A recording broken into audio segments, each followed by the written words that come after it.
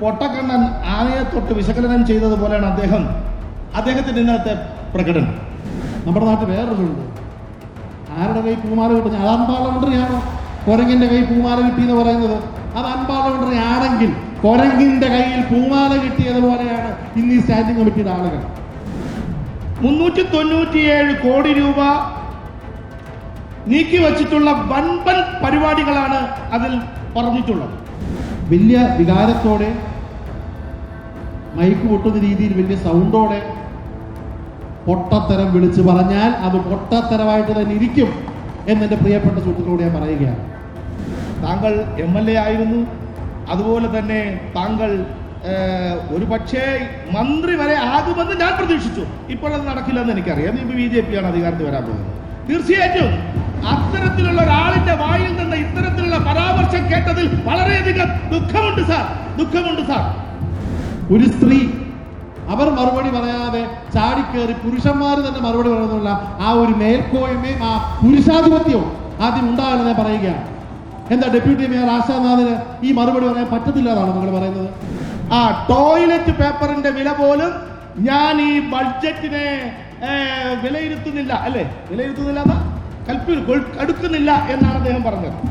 നിങ്ങളടക്കമുള്ള നമ്മൾ 104 നിമിഷമുള്ളത് തെറ്റുകൾ പറയാൻ വേണ്ടിയാണ്. തെറ്റുകൾ പറഞ്ഞുകൊണ്ട് തന്നെ ഇരിക്കുമെന്നുള്ളത് പ്രതിപക്ഷത്തിന്റെ ധർമ്മമാണെന്ന് ഓർമ്മിപ്പിക്കുകയാണ്. സർ, BJP എന്നോ കോൺഗ്രസ് എന്നോ സ്വതന്ത്രനെന്നോ വ്യത്യസ്തമില്ലാതെ നടപ്പിലാക്കാൻ പോകുന്ന ഒരു ബഡ്ജറ്റാണ് സാർ ഇത്. ബഡ്ജറ്റ് അവതരിപ്പിച്ചത് ബഹുമാനപ്പെട്ട ഡെപ്യൂട്ടി മേയർ ആണെങ്കിൽ ഇതിന് മറുപടി പറയേണ്ടത് ബഹുമാനപ്പെട്ട ഡെപ്യൂട്ടി മേയറാണ്. നമസ്കാരം. തിരുവനന്തപുരം നഗരസഭയിൽ BJP അധികാരത്തിലേറിയതിന് ശേഷമുള്ള ആദ്യത്തെ ബഡ്ജറ്റ് അവതരണം ഇക്കഴിഞ്ഞ ദിവസമാണ് കഴിഞ്ഞത്. ഈ ബഡ്ജറ്റിനെതിരെ വലിയ രീതിയിലുള്ള പ്രതിഷേധമായിരുന്നു കോൺഗ്രസ് കൗൺസിലർമാരും അതുകൂടാതെ CPMന്റെ കൗൺസിലർമാരും ഉയർത്തിയിരുന്നത്. ഇക്കഴിഞ്ഞ ദിവസം ശബരിനാഥൻ ഈ സഭയിൽ കൗൺസിൽ യോഗത്തിൽ പറഞ്ഞിരുന്നു, ഈയൊരു ബഡ്ജറ്റിന് ഈ ബഡ്ജറ്റിൻ്റെ പേപ്പറിന് ടോയ്ലറ്റ് പേപ്പറിൻ്റെ വില പോലും ഇല്ല എന്ന്. എന്നാൽ ഈയൊരു പരാമർശത്തിന് പിന്നാലെ ഇന്ന് BJPയുടെ കൗൺസിലറായ ശ്രീ കരമന അജിത്ത് മറുപടി നൽകുകയാണ്. ബഡ്ജറ്റുമായി ബന്ധപ്പെട്ടുള്ള ചർച്ചയിലാണ് അദ്ദേഹം ശബരിനാഥിന് മറുപടിയുമായി രംഗത്ത് വന്നത്. പൊതുചർച്ചയിൽ നമ്മുടെ UDFന്റെ parliamentary party leader Shri Sabarinath ബഡ്ജറ്റുമായി ബന്ധപ്പെട്ട് ചില കാര്യങ്ങൾ ഇവിടെ സൂചിപ്പിക്കുകയുണ്ടായി. സാർ, അത് വാസ്തവവിരുദ്ധമായ കാര്യങ്ങൾ പരാമർശിച്ചു എന്നുള്ളതാണ് ഞാൻ മനസ്സിലാക്കുന്നത്. എൻ്റെ പ്രിയ സുഹൃത്ത് ശ്രീ ശബരിനാഥ് എനിക്ക് എത്രയും സ്നേഹവും ബഹുമാനവുമുള്ള ഒരു വ്യക്തിത്വമാണ്, നമ്മുടെ സഭാ അംഗമാണ്. അദ്ദേഹം 5 വർഷക്കാലം MLA ആയിരുന്നു എന്നുള്ളതാണ് മറ്റൊരു പ്രത്യേകത. സാർ, അത് എല്ലാ കാര്യവും കൃത്യമായി വിശകലനം ചെയ്ത് വളരെ ഗൗരവമായി വിശകലനം ചെയ്യുന്ന ഒരു വ്യക്തിയായിട്ടാണ് അദ്ദേഹത്തെ ഞാൻ കണ്ടതും മനസ്സിലാക്കിയത്. സാർ, എന്നാൽ പണ്ടൊരു പഴഞ്ചൊല്ലുണ്ട്, സാർ, പൊട്ടക്കണ്ണൻ ആനയെ തൊട്ട് വിശകലനം ചെയ്തതുപോലെയാണ് അദ്ദേഹത്തിന്റെ ഇന്നത്തെ പ്രകടനം. സാർ, പൊട്ടക്കണ്ണൻ ആനയുടെ കാല് തൊട്ടിട്ട് ഇത് ഫില്ലറാണെന്നും ദേഹം തൊട്ടതിന് ശേഷം അത് ഒരു വൻ മതിലാണെന്നും ഒക്കെ പറയുന്നത് പോലെയാണ് ഇന്നലെ നമ്മുടെ ശബരിനാഥ് ഇവിടെ ബഡ്ജറ്റിനെ കുറിച്ച് ഇവിടെ പ്രതിപാദിച്ചത്. ശ്രീ ശബരിനാഥ് ഈ ബഡ്ജറ്റിന്റെ വിശകലനം ചെയ്തത് എനിക്ക് അതുമായി ഉപമിക്കാനാണ് താല്പര്യപ്പെടുന്നത്. ഈ പൊട്ടക്കണ്ണൻ ആനയെ കണ്ടതുപോലെ എന്നുള്ള വിഷയവുമായി ബന്ധപ്പെട്ടുള്ള ആ ഉപമയാണ് ഞാനിവിടെ സൂചിപ്പിച്ചത്. സാർ, ബഡ്ജറ്റ് ബുക്ക്, സാർ, ബഡ്ജറ്റില് ആ ബഡ്ജറ്റ് ഡോക്യുമെന്റിലെ 163-ാമത്തെ പേജ് തൊട്ട് 177 വരെയുള്ള പേജുകളിൽ പരാമർശിച്ചിട്ടുണ്ട്.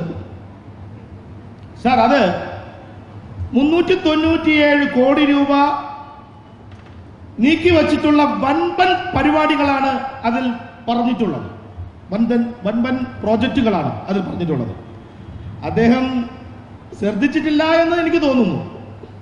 അതുപോലെ സാർ, ബഡ്ജറ്റ് ഡോക്യുമെന്റിന്റെ 176 മുതൽ 240 വരെയുള്ള പേജുകളിൽ അദ്ദേഹം പ്രതിനിധാനം ചെയ്യുന്ന കവടിയാർ വാർഡുമുണ്ട് സാർ. 101 വാർഡിൽ അത് കവടിയാർ വാർഡുമുണ്ട് സാർ. 101 വാർഡുകളിലും സാർ BJP എന്നോ കോൺഗ്രസ് എന്നോ സ്വതന്ത്രനെന്നോ വ്യത്യസ്തമില്ലാതെ നടപ്പിലാക്കാൻ പോകുന്ന ഒരു ബഡ്ജറ്റാണ് സാർ ഇത്. സാർ, മരാമത്ത് പണികളെ കുറിച്ച് വിവരണങ്ങൾ അതിൽ അദ്ദേഹത്തെ സംബന്ധിച്ചിടത്തോളം ശ്രദ്ധിച്ചിട്ടില്ല എന്ന് തോന്നുന്നു അതിൽ പറഞ്ഞിട്ടുള്ള കാര്യം. സാർ, അദ്ദേഹം ആകെ കൂടി ബഡ്ജറ്റിൽ കണ്ടത് ബഡ്ജറ്റിന്റെ ആദ്യത്തെ 2 പേജുകൾ മാത്രമാണ് സാർ. എന്താണ് അദ്ദേഹം പറഞ്ഞത് സാർ? ആ പേജുകൾ 72ഉം 73ഉം. എന്താണ് അദ്ദേഹം പറഞ്ഞത്? ബഡ്ജറ്റ് സ്റ്റേറ്റ്മെന്റിൽ എല്ലാം തെറ്റാണ് കാണുന്നത് എന്നാണ് അദ്ദേഹം പറഞ്ഞത്. എന്നിട്ട് അദ്ദേഹം വേറൊരു പരാമർശം കൂടി പറഞ്ഞു. ടിഷ്യൂ പേപ്പറിന്റെ വില പോലും, ടോയ്ലറ്റ് പേപ്പറിന്റെ വില പോലും ഞാൻ ഈ ബഡ്ജറ്റിനെ വിലയിരുത്തുന്നില്ല, അല്ലെ? വിലയിരുത്തുന്നില്ല, കടുക്കുന്നില്ല എന്നാണ് അദ്ദേഹം പറഞ്ഞത്. സാർ, ഇതുപോലൊരു കൗൺസിലില് കഴിഞ്ഞ ഒരു 4-5 വർഷത്തിന് മുമ്പ് ഞാൻ ഈ ബഡ്ജറ്റുമായി ബന്ധപ്പെട്ട് ചില പരാമർശങ്ങൾ നടത്തിയതിനു ശേഷം ഈ ബഡ്ജറ്റിനെ ഞാൻ അറബിക്കടലിലേക്ക് വലിച്ചെറിയുന്നു എന്ന് ഒരു പരാമർശം നടത്തി. അന്ന് യശശരീരനായ നമ്മുടെ ശ്രീവരാഹം കൗൺസിലർ ശ്രീ വിജയകുമാർ സഭയിൽ തന്നെ എനിക്കതിന് മറുപടി തന്നു. അതിനുശേഷം അദ്ദേഹം സഭ കഴിഞ്ഞതിന് ശേഷം ഇതിന്റെ മഹത്വത്തെക്കുറിച്ച്, അദ്ദേഹത്തിന്റെ 75 വർഷക്കാലത്തെ രാഷ്ട്രീയ പാരമ്പര്യത്തെക്കുറിച്ച്, ഇതിന്റെ മഹത്വത്തെക്കുറിച്ച്, ഈ നമ്മുടെ ഭരണഘടനയെക്കുറിച്ച് ഒക്കെ 1/2 മണിക്കൂർ നേരം, 24 മണിക്കൂർ ഊണിലും ഉറക്കത്തിലും ഒക്കെ ഭരണഘടനയും കൊണ്ട് നടക്കുന്ന ആളാണ് നമ്മുടെ ശബരിനാഥ്. ഇന്നലെയും അതെടുത്ത് പൊക്കുന്നത് ഞാൻ കണ്ടു. സത്യപ്രതിജ്ഞ ചെയ്യുന്ന സമയത്തും എടുത്ത് പൊക്കുന്നത് കണ്ടു. സാർ, ഇതിനെ ടോയ്ലറ്റ് പേപ്പറിന്റെ ഞാൻ അതിനുശേഷം ഇന്നേ വരെ കഴിഞ്ഞ 4 പ്രാവശ്യം അതിനുശേഷവും ഞാൻ ബഡ്ജറ്റ് സമ്മേളനത്തിൽ പങ്കെടുത്താണ്. ഇന്നേ വരെ ഞാൻ അത് ആവർത്തിച്ചിട്ടില്ല. വളരെ ബഹുമാനത്തോടെയും വളരെ സ്നേഹത്തോടെയും ഒക്കെ തന്നെയാണ് ഞാൻ ഈ ബഡ്ജറ്റിനെ കാണുന്നത്. സാർ, ഒരിക്കലും താങ്കൾ MLA ആയിരുന്നു.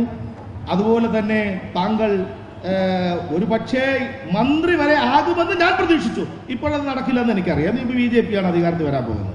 തീർച്ചയായിട്ടും അത്തരത്തിലുള്ള ഒരാളിന്റെ വായിൽ നിന്ന് ഇത്തരത്തിലുള്ള പരാമർശം കേട്ടതിൽ വളരെയധികം ദുഃഖമുണ്ട് സാർ. പ്രത്യേകിച്ച് കാർത്തികേയൻ സാർ വളരെയധികം സ്നേഹിക്കുന്ന ഒരു വ്യക്തിയാണ്. അതുപോലെ ടീച്ചർ, എൻ്റെ വൈഫിനെ പഠിപ്പിച്ച ടീച്ചറാണ്. അത് അവരെ സംബന്ധിച്ചിടത്തോളം അവരെയും വളരെ ബഹുമാനത്തോടെ ഞാൻ കാണുന്ന ആളാണ്. പക്ഷെ ശബരിനാഥിന്റെ വായിൽ നിന്ന് ഞാൻ ഇത് ഒരിക്കലും പ്രതീക്ഷിച്ചില്ല. ആര് പറഞ്ഞാലും ഞാൻ അത് ഉൾക്കൊള്ളും സാറേ. നമ്മുടെ ശബരിനാഥിന്റെ വായിൽ നിന്നും അത് വന്നത് വളരെയധികം ദുഃഖത്തോടെയാണ് ഞാൻ അത് കാണുന്നത്. ഇനിയെങ്കിലും അത്തരത്തിലുള്ള പരാമർശങ്ങൾ സഭയിൽ നടത്താതിരിക്കുന്നത് തീർച്ചയായിട്ടും ശബരിനാഥിന്റെ രാഷ്ട്രീയ ഭാവിക്ക് നല്ലതാണ് എന്ന് പറയുവാൻ ഞാൻ ആഗ്രഹിക്കുന്നു. സാർ, അത് അദ്ദേഹം 1, 2, 3 കൂടി ടോട്ടൽ ചെയ്യാറുണ്ട്. 1, 2, 3 എന്ന ടോട്ടൽ. സാർ, അതുപോലെ തന്നെ 1, 2, 3, 4 കൂട്ടി ടോട്ടൽ ചെയ്യാറുണ്ട്. സാർ, അത് ജീവിതകാലം അത്രയും കൂട്ടിയിട്ട് ടോട്ടൽ കിട്ടാതെ ഉറക്കമില്ലാതെ കൗൺസിൽ വന്ന് പിച്ചും പേയും പറയുന്നതല്ലാതെ എന്തെങ്കിലും കാര്യപ്രസക്തിയുള്ള എന്തെങ്കിലും കാര്യം അദ്ദേഹം ഇവിടെ പറഞ്ഞിട്ടുണ്ടോ? ഞാൻ ചോദിക്കുവാൻ ആഗ്രഹിക്കുകയാണ്. തീർച്ചയായിട്ടും 5 വർഷം നിയമസഭയിൽ ഇരുന്ന് ഒരു വ്യക്തി എന്നുള്ള നിലയിൽ ഇതുപോലുള്ള വിഡ്ഢിത്തം വിളമ്പുന്ന അദ്ദേഹത്തിന് ഒട്ടും അനുയോജ്യമല്ല എന്ന് ഇവിടെ പറയുവാൻ ഞാൻ ഉദ്ദേശിക്കുന്നത്. സാർ, ആകെ കൂടി ബഡ്ജറ്റിലെ സ്റ്റേറ്റ്മെന്റിൽ പറ്റിയ ഒരു പിഴവെന്ന് പറയുന്നത് ക്രമ നമ്പറിൽ വന്ന പിഴവുകളാണ് സാർ. അതൊക്കെ നമുക്ക് അംഗീകരിക്കാം സാർ. അത് ഇതിനു മുമ്പ് അക്കങ്ങളിലൊക്കെ ഒരുപാട് പിഴവുകൾ വന്നു. പക്ഷേ ഈ ക്രമ നമ്പറിൽ വന്ന, സാർ, താങ്കൾ ഇന്നലെ സംസാരിച്ച സമയത്ത് ഞാൻ ഒന്നും പറഞ്ഞില്ല. ഇന്നലെ അതിനുശേഷം താങ്കൾ ഇല്ലാത്തത് കൊണ്ടാണ് ഞാനിത് പറയാതെ പോയത്. തീർച്ചയായിട്ടും അദ്ദേഹം ഉള്ള സഭയിൽ ഇത് പറയണമെന്നുള്ളത് കൊണ്ടാണ് ഞാനിത് പറയുന്നത്. സാറിന് ഒരു കൗൺസിലിന് ഇനി ഒരു സമയമുണ്ടല്ലോ, പറയാം, ഇതിന് മറുപടി പറയാം. സാർ, സീരിയൽ നമ്പർ 2 പ്രതിപാദിപ്പിച്ചിരിക്കുന്നത് റവന്യൂ റെസിപ്റ്റ് ആണ് സാർ. അതുപോലെ തന്നെ സീരിയൽ നമ്പർ 3 പ്രതിപാദിച്ചിട്ടുള്ളത് ക്യാപിറ്റൽ റെസിപ്റ്റ് ആണ് സാർ. സാർ, ഈ റവന്യൂ റെസിപ്റ്റും ക്യാപിറ്റൽ റെസിപ്റ്റും കൂട്ടുമ്പോൾ കിട്ടുന്ന മൊത്തം വരവാണ് സീരിയൽ 4 കാണിച്ചിരിക്കുന്നത് സാർ. അതിൽ തെറ്റുണ്ടോ സാർ? സീരിയൽ നമ്പർ 5 പ്രതിപാദിച്ചിരിക്കുന്നത് 1 പ്രതിപാദിച്ചിട്ടുള്ള ഓപ്പണിംഗ് ബാലൻസ് ആണ്. ഉൾപ്പെടെയുള്ള മൊത്തം വരവാണ് ഇതിലുള്ളത് സാർ. സാർ, അത് മനസ്സിലാക്കുവാനുള്ള ഒരു സാമാന്യ ബുദ്ധിയെങ്കിലും താങ്കൾക്കുണ്ട് എന്ന് ഞാൻ മനസ്സിലാക്കുന്നു. സാർ, വളരെ ലജ്ജാകരമാണ് സാർ, വളരെ ലജ്ജാകരമാണ്. ഒരു LKG കുട്ടി കൂട്ടി നോക്കുന്ന 1, 2, 3 കണക്കുകൾ മാത്രം നോക്കി പറഞ്ഞതിൽ സാർ വളരെയധികം ലജ്ജാകരമുണ്ട്. സാർ, ശബരിനാഥൻ എന്നുള്ളത് സ്വയം പ്രഖ്യാപിച്ചിരിക്കുന്നത് എല്ലാം അറിഞ്ഞുകൊണ്ട് എനിക്കൊരു സംശയമുണ്ട്. ഇതെല്ലാം താങ്കൾ വളരെ വ്യക്തമായിട്ട് മനസ്സിലാക്കിയിട്ടുണ്ട് എന്ന് ഞാൻ മനസ്സിലാക്കുന്നു. 10-14 തുടങ്ങിയത് ഇന്നിപ്പോ ഓരോരുത്തർ സമയം തീരുമാനിച്ചിട്ടില്ല. അവരവര് തന്നെ പോയിന്റ് ഒന്ന് സമയം മനസ്സിലൊന്ന് പ്ലാൻ ചെയ്ത് സംസാരിച്ചാൽ എല്ലാവർക്കും സംസാരിക്കാൻ സാധിക്കും. ഇത് മനഃപൂർവ്വമാണോ അത് തെറ്റിദ്ധരിപ്പിച്ചതാണോ എന്ന് എനിക്ക് സംശയമുണ്ട്. താങ്കൾ ഈ സഭയോട് മാപ്പ് പറയണം സാർ, മാപ്പ് പറയണം. അതല്ലാതെ ബഡ്ജറ്റിനെ കുറിച്ച് പ്രാഥമിക കാര്യങ്ങൾ പോലും അറിയാതെ താങ്കൾ മനസ്സിലാക്കുവാൻ സാധിച്ചിട്ടില്ല എന്നുള്ള ഏതെങ്കിലും ഒന്ന് നിങ്ങളുടെ മനസ്സിലുണ്ട് എന്നുണ്ടെങ്കിൽ അത് ഒന്ന് നിങ്ങൾ പരിശോധിക്കേണ്ടതുണ്ട് സാർ. താങ്കൾ പറഞ്ഞതുപോലെ പ്രബുദ്ധതയുള്ള അംഗങ്ങളുള്ള തലസ്ഥാന നഗരിയിലെ ബഹുമാനപ്പെട്ട കൗൺസിൽ അംഗങ്ങളും നഗരത്തിലെ ജനങ്ങൾക്ക് സാമാന്യ ബുദ്ധിയുള്ളവർക്കും ഈ ബഡ്ജറ്റ് വായിച്ചാൽ മനസ്സിലാകും സാർ, മനസ്സിലാകും. നമ്മൾ ആരും ഇവിടെ ആരും പഠിപ്പില്ലടേ, ഇവിടെ പഠിച്ചവരാരും ഇല്ലടേ എന്നൊക്കെ മറ്റേ ഏതൊരു പടത്തിലെ സിനിമയെ കുറിച്ച് പറഞ്ഞു നിങ്ങൾ. ഇത് വായിച്ചവർക്ക് എല്ലാവർക്കും ഇത് മനസ്സിലായിട്ടുണ്ട് എന്നാണ് ഞാൻ മനസ്സിലാക്കുന്നത്. താങ്കളുടെ മറ്റൊരു ആക്ഷേപം ക്രമ നമ്പർ 8-ലും 9-ലും പ്ലാൻ ഫണ്ട് എക്സ്പെൻഡിച്ചർ 24, 25-ലും 25, 26-ലും ഒരു തുക പോലും കാണിച്ചിട്ടില്ല എന്നുള്ളതാണ് സർ. എന്നാൽ ക്രമ നമ്പർ 7-ലും 8-ലും ഭാഗങ്ങൾ ഈ പദ്ധതി വിഹിതങ്ങൾ കാണിച്ചിട്ടുണ്ട് സർ. ഗുഡ് നോട്ട് താങ്കൾ ശ്രദ്ധിച്ചിരിക്കുമെന്നാണ് ഞാൻ മനസ്സിലാക്കുന്നത്. സർ, എന്റെ പ്രിയപ്പെട്ട സുഹൃത്ത്, ഒരു കാര്യം മനസ്സിലാക്കണം സർ. 2024-ലും 25-ലെയും ആക്ച്വൽ അക്കൗണ്ട് 2025-26-ലെ റിവേഴ്സ് ബഡ്ജറ്റും അതിൽ ഒരു മാറ്റവും വരുത്തുവാൻ ഈ നഗരസഭയ്ക്ക് സാധിക്കില്ല എന്നുള്ള ഒരു സാമാന്യ ബുദ്ധിയെങ്കിലും താങ്കൾക്കില്ലേ? അതിൽ നമുക്ക് വല്ല മാറ്റം വരുത്താൻ പറ്റുമോ സാർ? കേരള മുനിസിപ്പൽ ആക്ടിന്റെ നിയമം അനുസരിച്ച് ഒരു ബഡ്ജറ്റ് തയ്യാറാക്കുമ്പോൾ കഴിഞ്ഞ മുൻകാലങ്ങളിലെ ഫിഗേഴ്സും കാണിച്ചിരിക്കണമെന്നാണ് നിയമപരമായി ഒരു ഘടകമാണ് സാർ. അതൊരു ഘടകമാണ്. ഇവിടെ താങ്കൾ ശ്രദ്ധിക്കേണ്ടത് 2026-27-ലെ ബഡ്ജറ്റാണ് സാർ, ബഡ്ജറ്റാണ്. താങ്കൾ ആക്ഷേപിച്ചിരിക്കുന്ന 8-ഉം 9-ലും ക്രമ നമ്പറിൽ എന്തെങ്കിലും തുക കാണിച്ചിട്ടില്ല എങ്കിൽ അതിന് ഉത്തരം പറയേണ്ടത് നമ്മളല്ല, ഈ ഭരണസമിതിയല്ല, കഴിഞ്ഞ ഭരണസമിതിയാണ് സാർ. സാർ, എന്നാൽ 2026-27-ലെ പ്ലാൻ ഫണ്ട് എക്സ്പെൻഡിച്ചർ ചെലവ് 397 കോടി രൂപ വകയിരുത്തിയിരിക്കുന്നത് ദയവായി താങ്കളുടെ ശ്രദ്ധയിൽ കൊണ്ടുവരുവാൻ ഞാൻ ആഗ്രഹിക്കുകയാണ് സാർ. പേജ് നമ്പർ 163 മുതൽ 177 വരെയുള്ള പേജുകളിൽ ഇത് സൂചിപ്പിച്ചിട്ടുണ്ട്. ചുരുക്കത്തിൽ എന്റെ പ്രിയ സുഹൃത്ത് ശബരിനാഥ് ഈ സഭയോട് ഇന്നലെ പറഞ്ഞ തെറ്റുകുറ്റങ്ങൾ ഏറ്റുപറഞ്ഞുകൊണ്ട് മാപ്പ് പറയണമെന്നാണ് BJP ആവശ്യപ്പെടുന്നത് സാർ. തീർച്ചയായിട്ടും താങ്കൾ അത് മനസ്സിലാക്കണം. അതിനുള്ള മറുപടി അല്ല, UDF സഫിഷ്യന്റ് ടൈം കിട്ടും. അല്ല, താങ്കൾക്ക് അങ്ങേക്ക് സമയം കിട്ടും, ആവശ്യമുള്ള സമയം കിട്ടും. സാർ മത്സ്യബന്ധനത്തിനും മറ്റുള്ളതിനൊന്നും ഒരു പൈസ കിട്ടിയിട്ടില്ല എന്ന് പറഞ്ഞല്ലോ സാർ. അത് പരിശോധിക്കണം സാർ. അതുകൊണ്ട് സാർ 163 മുതൽ 173 വരെയുള്ള പേജുകളിൽ ഉണ്ട് സാർ. എത്ര രൂപ, എത്ര കോടി രൂപ ഒരു സാർ 19,49,48,987 കോടി രൂപയാണ് സാർ ഈ നഗരസഭയിൽ ഈ വികസന കാര്യത്തിന് വേണ്ടി നമ്മുടെ ആരാധ്യനായ ഡെപ്യൂട്ടി മേയർ ശ്രീ ആശാനാഥ് ഇവിടെ അവതരിപ്പിച്ച ബഡ്ജറ്റിലുള്ള സാർ. കൃഷിക്കും അനുബന്ധന മേഖലകൾക്കുമായി 8,87,10,651 കോടി രൂപ അനുവദിച്ചിട്ടുണ്ട് സാർ. മൃഗസംരക്ഷണത്തിന് 3,93,77,446 കോടി രൂപ. പ്രാദേശിക വികസനം അതുപോലെ തന്നെ മത്സ്യബന്ധനത്തിന് 5,47,51,390 രൂപ അനുവദിച്ചിട്ടുണ്ട് സാർ. ആ പേജുകളൊന്ന് തുറന്നു നോക്കണം, എല്ലാം കാണും. തീർച്ചയായിട്ടും ഈ തെറ്റുകളൊക്കെ വിളിച്ചു പറഞ്ഞിട്ട് സഭയെ തെറ്റിദ്ധരിപ്പിച്ചിട്ട് നമ്മുടെ ഈ ബഡ്ജറ്റ് ബുക്കിന്റെ ടോയ്ലറ്റ് പേപ്പറിന്റെ വില പോലും കൽപ്പിക്കാത്ത താങ്കളെ സംബന്ധിച്ചിടത്തോളം ഒരു തിരുത്തൽ നടപടി ആവശ്യമെന്ന് ഞാൻ ഈ അവസരത്തിൽ പറയുവാൻ ആഗ്രഹിക്കുന്നു സാർ. ഞാൻ ആദ്യമായിട്ടാണ് ഒരു നഗരസഭാ കൗൺസിലിൽ ഒരു അംഗമായി വരുന്നത്. ജനാധിപത്യത്തിൽ അത് നഗരസഭാ കൗൺസിൽ അംഗമാണെങ്കിലും നിയമസഭാ അംഗമാണെങ്കിലും MP ആണെങ്കിലും പഞ്ചായത്ത് അംഗമാണെങ്കിലും വാർഡംഗമാണെങ്കിലും എന്താണെങ്കിലും ജനാധിപത്യ മര്യാദകൾ പാലിച്ചുകൊണ്ട് തന്നെ മുന്നോട്ട് പോകണമെന്ന് വിശ്വസിക്കുന്ന ഒരു എളിയ പൊതുപ്രവർത്തകരാണ് ഞാൻ. അങ്ങ് നേരത്തെ പറഞ്ഞ എൻ്റെ പിതാവും മാതാവും ഞാൻ മനസ്സിലാക്കിയിട്ടുള്ള സംസ്കാരവുമൊക്കെ അത്തരത്തിൽ മുന്നോട്ട് തന്നെ കൊണ്ടുപോകുന്നുള്ള വിശ്വാസത്തിൽ അൺപാർലമെന്ററി ആയിട്ടുള്ള ഒരു വാക്കും ഞാൻ ഉപയോഗിച്ചിട്ടില്ല എന്നുള്ളത് വളരെ ശക്തമായി തന്നെ ആദ്യമേ ഇവിടെ പറയുകയാണ്. വലിയ വികാരത്തോടെ മൈക്ക് പൊട്ടുന്ന രീതിയിൽ വലിയ സൗണ്ടോടെ പൊട്ടത്തരം വിളിച്ചു പറഞ്ഞാൽ അത് പൊട്ടത്തരമായിട്ട് തന്നെ ഇരിക്കും എന്നെന്റെ പ്രിയപ്പെട്ട സുഹൃത്തുക്കളോട് ഞാൻ പറയുകയാണ്. ആദ്യമേ തന്നെ ഞാൻ ഒരു ചോദ്യമാണ് ചോദിക്കുന്നത്. ബഡ്ജറ്റ് അവതരിപ്പിച്ചത് ബഹുമാനപ്പെട്ട ഡെപ്യൂട്ടി മേയർ ആണെങ്കിൽ ഇതിന് മറുപടി പറയേണ്ടത് ബഹുമാനപ്പെട്ട ഡെപ്യൂട്ടി മേയറാണ്. She has to be her on feet. ഈ ബഡ്ജറ്റിൽ ഈ ഡോക്യുമെന്റിനെ കുറിച്ച് UDFന്റെ പാർലമെന്ററി പാർട്ടി ലീഡറായിട്ടുള്ള എന്നെയും ഈ സഭയെയും അവതരിപ്പിക്കാനുള്ള യാതൊരു മാൻഡേറ്റും സ്റ്റാൻഡിംഗ് കമ്മിറ്റി ചെയർമാൻ ഇല്ല എന്നുള്ളത് ഞാൻ റൂൾസ് പറഞ്ഞു തന്നെ പറയുകയാണ്. അങ്ങേക്ക് BJPയുടെ അംഗമായി സീനിയർ നേതാവായി കാലങ്ങളായി വിജയിച്ചു വരുന്ന നല്ല ഒരു പൊതുപ്രവർത്തന രീതിയിൽ അങ്ങേക്ക് മറുപടി പറയാം. പക്ഷെ അങ്ങയുടെ പാർട്ടിക്ക് പറഞ്ഞിട്ടുള്ള ഇന്നത്തെ സമയത്തിലാണ് മറുപടി പറയണമായിരുന്നു.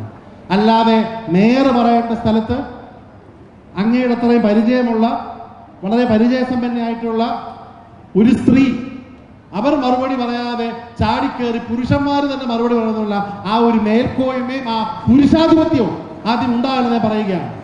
എന്താ ഡെപ്യൂട്ടി മേയർ ആശാനാഥിന് ഈ മറുപടി പറയാൻ പറ്റത്തില്ല എന്നാണ് നിങ്ങൾ പറയുന്നത്? ശ്രീരേഖ മേഡത്തിനോട് പറയണം, സ്റ്റാൻഡിംഗ് കമ്മിറ്റി അംഗങ്ങൾ പറയണം. ഡെപ്യൂട്ടി മേയറിന് മറുപടി പറയാൻ പറ്റത്തില്ല എന്നാണ് പറയുന്നത്. അവർക്ക് അതാണ് പ്രശ്നം കുട്ടി. അവർക്ക് പരാതി ഇല്ലാതിരിക്കുന്നതറിയോ? നിങ്ങളുടെ സംസ്കാരം അങ്ങനെയാണ്. പറയേണ്ടടത്ത് പറയേണ്ട ആളുകളെ പറയിപ്പിക്കണം. അവർക്ക് പരാതി ഉണ്ടോ ഇല്ലയോ എന്നുള്ളതല്ല. പക്ഷേ ഒരു കൗൺസിലിൽ ഡെപ്യൂട്ടി മേയർ ഫിനാൻസ് പറയുകയാണെങ്കിൽ അതിന് മറുപടി പറയാനുള്ളത് അല്ലെങ്കിൽ പറയാൻ ഏൽപ്പിക്കാനുള്ള ചുമതല ബഹുമാനപ്പെട്ട ഡെപ്യൂട്ടി മേയറിനാണ്. അതൊരു പദവിയാണ്, അത് റൂൾസ് അനുസരിച്ചുള്ള പദവിയാണ്. അതിന് കിട്ടാത്തത് കൊണ്ട് ഓവർടേക്ക് ചെയ്തുകൊണ്ട് അങ്ങ് പറയുമ്പോൾ, വികാരവിക്ഷോഭത്തോടെ പറയുമ്പോൾ മിനിമം പറയുന്ന കാര്യങ്ങൾ ശരിയാണോ എന്ന് മനസ്സിലാക്കാനുള്ള കാര്യം പറയണം. ഞാൻ വേറെ പോയെനിക്കൊന്നും പറയുന്നില്ല. പിന്നെ എന്നെക്കുറിച്ച് ആനയെക്കുറിച്ച് പറഞ്ഞതുപോലെ നമ്മുടെ നാട്ടിൽ വേറൊരുണ്ട്. ആരുടെ കൈ പൂമാല കിട്ടുന്ന അത് അൺപാർലമെന്ററി ആണോ? കുരങ്ങിന്റെ കൈ പൂമാല കിട്ടി എന്ന് പറയുന്നത് അത് അൺപാർലമെന്ററി ആണെങ്കിൽ കുരങ്ങിന്റെ കയ്യിൽ പൂമാല കിട്ടിയതുപോലെയാണ് ഇന്ന് ഈ സ്റ്റാൻഡിംഗ് കമ്മിറ്റിയുടെ ആളുകൾ.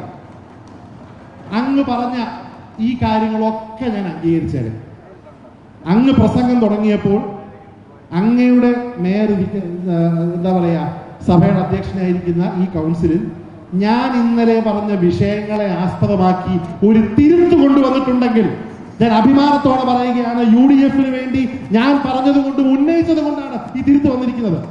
അങ്ങനെ ഈ തിരുത്ത് വരുമ്പോൾ നിങ്ങൾ നേരത്തെയുള്ള ഈ പറഞ്ഞ ബഡ്ജറ്റ് ബുക്കിൽ അടിച്ച ഈ 72-ാം പേജ് കൊണ്ട് ഈ ബഡ്ജറ്റ് ബുക്കിൽ ഒരു ഗുണവുമില്ല സർ. അങ്ങനെ ഞാൻ ടോയ്ലറ്റ് പേപ്പർ എന്ന് വിശേഷിച്ച ഈ 72-ാം 73-ാം നമ്പർ പേജ് അതിൽ നിന്ന് കീറിയെടുത്ത് ഒരു പൊതു ആവശ്യത്തിന് ഉപയോഗിക്കുകയാണെങ്കിൽ തെറ്റില്ല എന്ന് പറയുന്ന ഒരാളാണ് ഞാൻ. ടോയ്ലറ്റ് പേപ്പർ അത്ര മോശപ്പെട്ട സാധനമാണെങ്കിൽ കൗൺസിലിന് ഈ കോർപ്പറേഷനിൽ ടോയ്ലറ്റ് പേപ്പർ ഇനി വിൽക്കണ്ടെന്ന് തീരുമാനം എടുക്കും.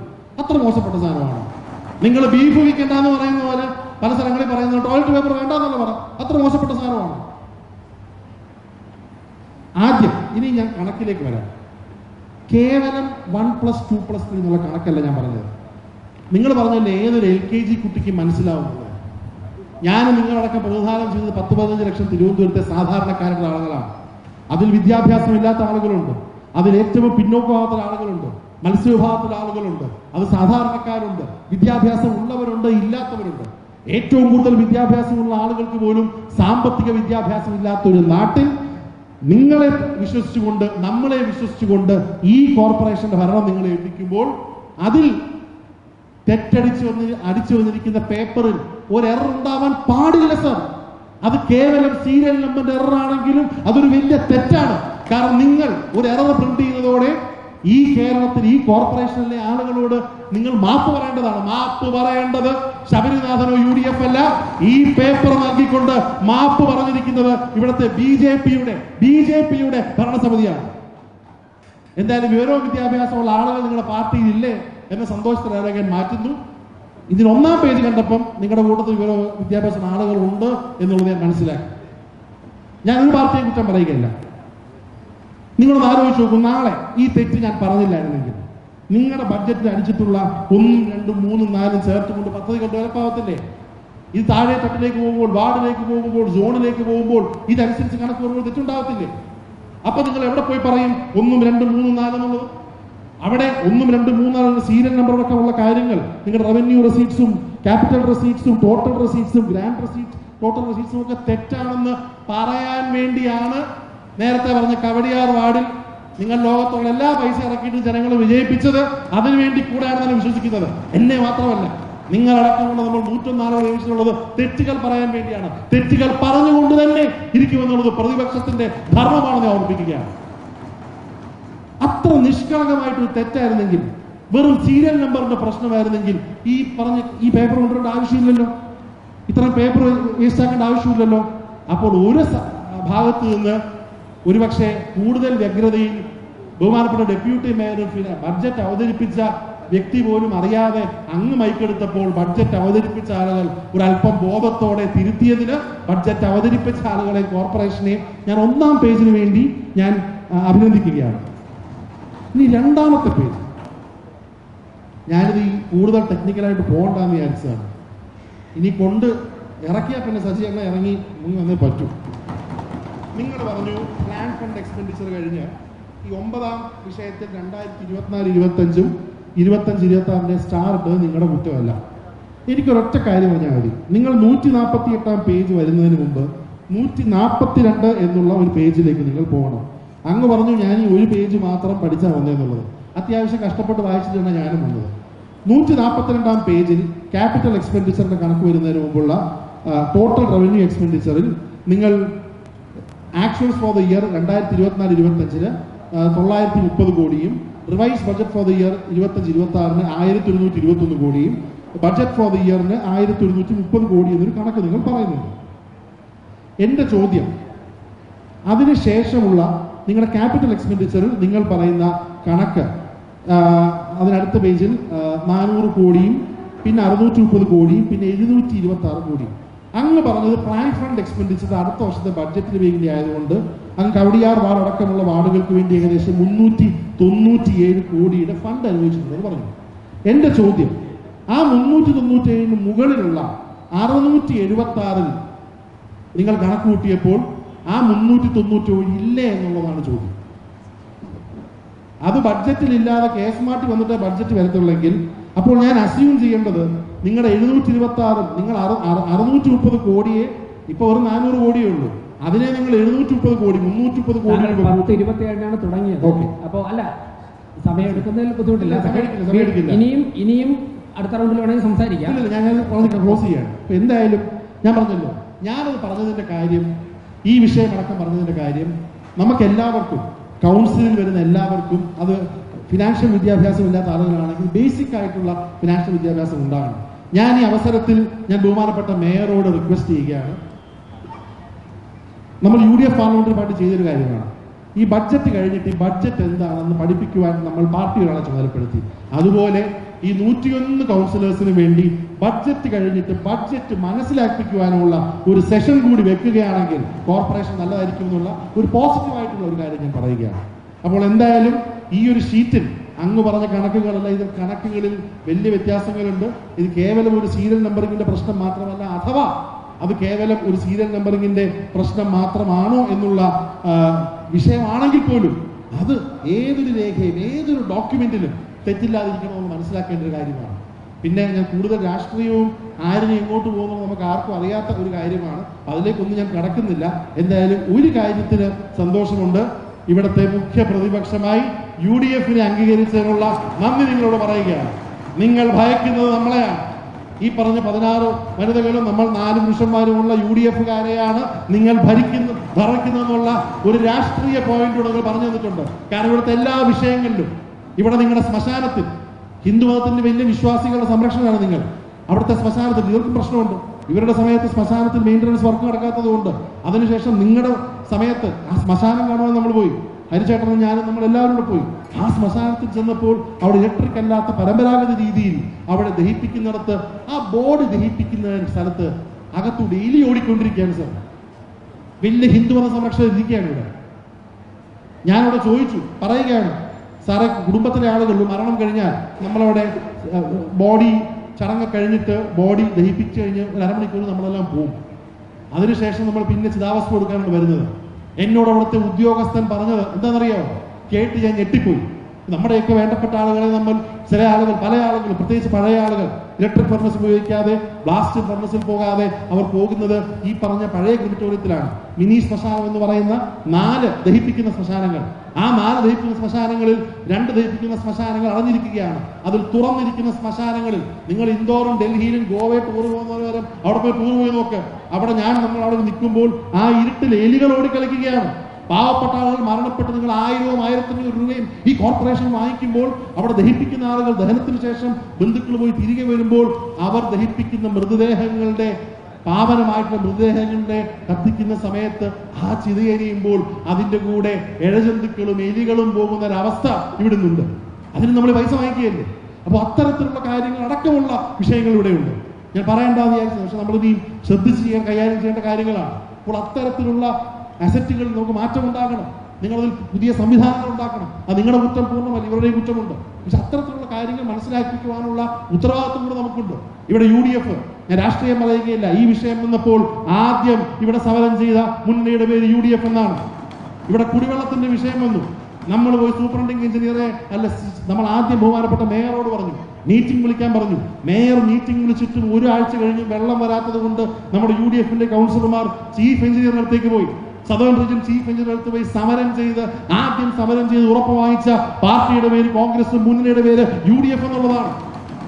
ഇവിടെ കോർപ്പറേഷനകത്ത് വിഷയങ്ങളിൽ, ബഡ്ജറ്റ് അക്കൗണ്ട് വിഷയങ്ങളിൽ ഇത്തരത്തിലുള്ള തെറ്റുകൾ ചൂണ്ടിക്കാണിച്ചുകൊണ്ട് മുന്നോട്ട് പോകുന്നതും UDF ആണെന്നുള്ളത് നിങ്ങൾ മനസ്സിലാക്കിക്കൊണ്ട് എന്തിനീ വരുന്ന ഇലക്ഷനിൽ നിങ്ങൾ തിരുവനന്തപുരത്ത് പേടിക്കേണ്ടത് UDFനെ ആണെന്ന് മനസ്സിലാക്കിക്കൊണ്ട് നിങ്ങൾ രാഷ്ട്രീയമായി പേര് പറഞ്ഞുകൊണ്ട് എന്നെ കുറ്റം പറയുമ്പോൾ എനിക്കൊരു സന്തോഷമേ. ഞാൻ അത്രയൊക്കെ ആയെന്നൊരു പേടി എനിക്കുണ്ട്. അത്രയൊക്കെ ആയി എന്നുള്ള ഒരു വിശ്വാസം നിങ്ങൾ നൽകിയതിനുള്ള സന്തോഷം പറയുകയാണ്. എന്നിരുന്നാലും ബഡ്ജറ്റ് ഡിസ്കൗണ്ട് നിങ്ങൾ തീരദേശം 5 കോടി, എന്താ ഇപ്പൊ പറഞ്ഞത്, 5 കോടി രൂപ സ്റ്റാൻഡിംഗ് കമ്മിറ്റി ചെയർമാനെ നിങ്ങൾ ഉറക്കെ പറഞ്ഞാലും വെറും 5 കോടി രൂപ ഈ നാട്ടിൽ ലക്ഷക്കണക്കിന് തീരദേശത്തെ ആളുകൾക്ക് വേണ്ടി 5 കോടി രൂപയുടെ ഫണ്ട് കൊടുത്തിട്ടാണോ കൈയടിപ്പിക്കുന്ന ആൾക്കാരെ കൊണ്ട്?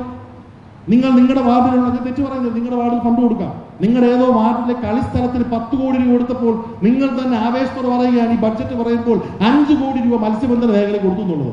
ഇത് അവിടെ കോവളം വാർഡിൽ ഞാൻ ഇന്നലെ കണ്ടതാണ്. കോവളമല്ല, ഹാർബർ വാർഡിലുള്ള 13 മിനിറ്റ് 5 ലക്ഷം രൂപയാണ് കോവളം വികസനത്തിന് കൊടുത്തേക്കുന്നത്. 5 ലക്ഷം രൂപ കൊണ്ട് അവിടെ മിനി മാസ്റ്റ് ലൈറ്റ് അടുത്ത റൗണ്ടിൽ വീണ്ടും സംസാരിക്കാം UDF. അപ്പോൾ എന്തായാലും ഞാൻ പറയുന്നേ ഉള്ളൂ. ഇപ്പോ ശ്രീ MR ഗോവൻ കൈവർത്തിട്ടുണ്ട്, അത് കഴിഞ്ഞ് UDFിലേക്ക് വരാം. അപ്പോൾ എന്തായാലും ഞാൻ പറയുന്നത്, നമ്മളെല്ലാം വളരെ മാന്യമായി മ്യൂച്വൽ റെസ്പെക്റ്റിലാണ് മുന്നോട്ട് പോകുന്നത്. ഇതിലെ കണക്ക് പറഞ്ഞ് കണക്ക് തിരുത്തിയ കമ്മിറ്റിയോടും കൗൺസിലിനോടും പ്രത്യേകം നന്ദി പറഞ്ഞു. ബാക്കി പറഞ്ഞ കാര്യങ്ങളൊക്കെ രാഷ്ട്രീയത്തിന്റെ ഒരു മേമ്പൊടിയിൽ ഞാൻ മറന്നു എന്നുള്ളതും നമുക്ക് പിന്നെ കണ്ടൊരു ചായ കുടിക്കാമെന്ന് പറഞ്ഞുകൊണ്ട് വാക്കുകൾ സമ്മതിക്കുന്നു. നന്ദി.